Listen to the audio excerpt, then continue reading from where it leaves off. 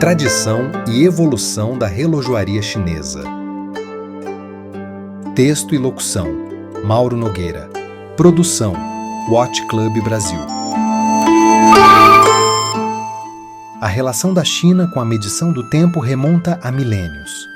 Desde os tempos antigos, os chineses utilizavam clepsidras e relógios solares para organizar o tempo nas atividades agrícolas e cerimoniais.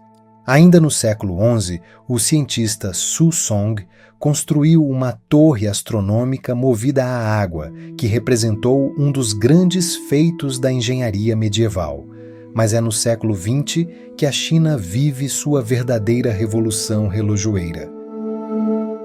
O início da produção moderna de relógios na China se deu no período pós-revolução comunista. Em meados da década de 1950, com apoio do governo, surgiram as primeiras iniciativas para criar um setor relojoeiro independente e autossuficiente.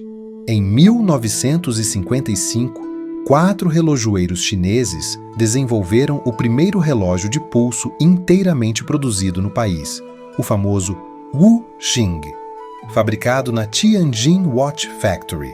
Esse momento simbólico inaugurou a era industrial da relojoaria chinesa.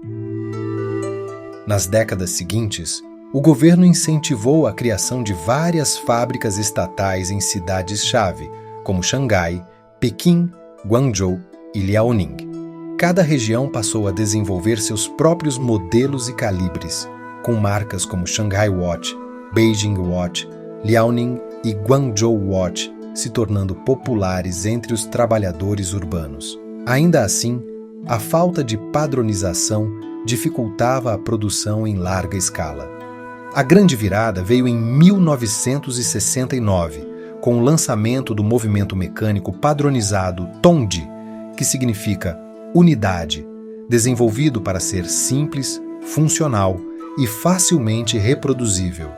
Com isso, mais de 180 fábricas em todo o país passaram a produzir relógios com o mesmo mecanismo, o que reduziu custos e aumentou a eficiência da cadeia produtiva. O relógio popular da era socialista nascia, muitas vezes decorado com mostradores florais, cenários patrióticos ou elementos inspirados na Revolução Cultural. Paralelamente, a Tianjin Watch Factory, mais tarde Seagull, desenvolvia calibres mais sofisticados, como o ST5 e o SM-1A, reconhecidos por sua robustez e tentativa de acabamento decorativo. O ST5, por exemplo, era considerado o calibre nacional de maior precisão na década de 1970.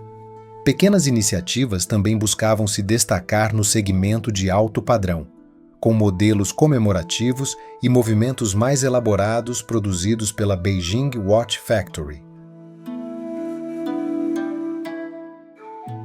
Durante os anos 70, ter um relógio de pulso representava status e progresso social.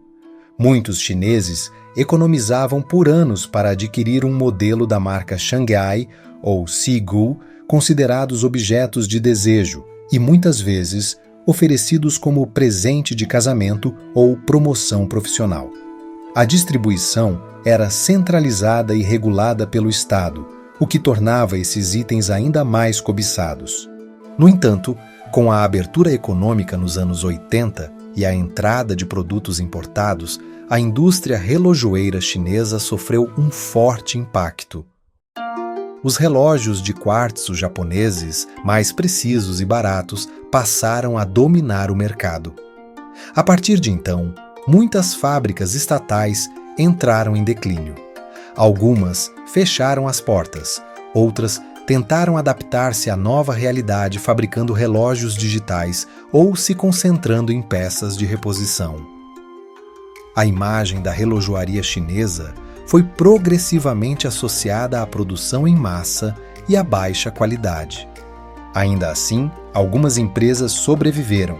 A Seagull se reposicionou como uma fabricante de movimentos mecânicos para exportação. A Beijing Watch manteve uma linha artesanal e começou a produzir modelos com turbilhão e mostradores artísticos inspirados na cultura tradicional chinesa. A fita, criada em 1987 em Shenzhen, destacou-se por sua ligação com o programa espacial chinês, fornecendo relógios para astronautas do projeto Shenzhou. A partir dos anos 2000, a China não apenas voltou a investir em tecnologia mecânica, mas também abraçou o design contemporâneo e a inovação. Novas marcas independentes surgiram como Siga Design, Saint Martin, Atelier Wen e Behren's, cada uma com propostas originais e qualidade crescente. O mercado internacional começou a prestar atenção não apenas pelo preço, mas também pela relação custo-benefício e identidade criativa. O reconhecimento internacional veio em 2021, quando a Siga Design venceu o Grand Prix d'Horlogerie de Genève, GPHG, considerado o Oscar da relojoaria, com o modelo Blue Planet.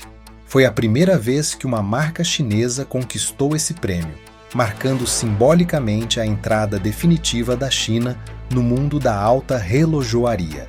Hoje, a produção chinesa de relógios se divide em 3 grandes segmentos: os relógios de baixo custo em larga escala, os modelos mecânicos de médio padrão com bom acabamento e os relógios artísticos ou de luxo, voltados ao mercado interno e à exportação seletiva.